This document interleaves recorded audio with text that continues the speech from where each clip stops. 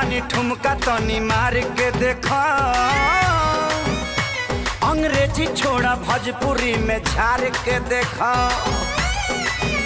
अब हमारा खानी ठुमका तनी मार के देखा, अंग्रेजी छोड़ा भोजपुरी में झाड़ के देखा।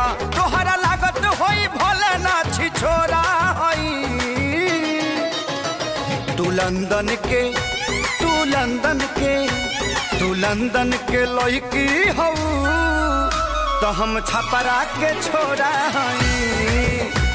तू लंदन के लड़की हो, तो हम छपरा के छोरा हई।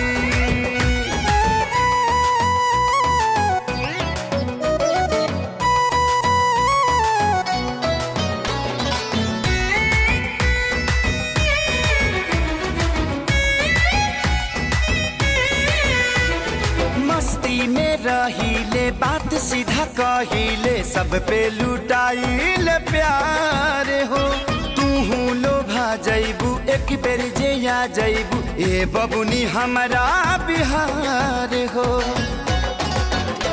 वह बाहर छोरा तूने तो कमाल कर दिया, धोती को फाड़ फाड़ के रुमाल कर दिया। गदहा बुझा जानी दौड़े वाला घोड़ा हई। तू लंदन के लड़की हो, तो हम छपरा के छोरा हई। तू लंदन के लड़की हो, तो छपरा के छोरा हई।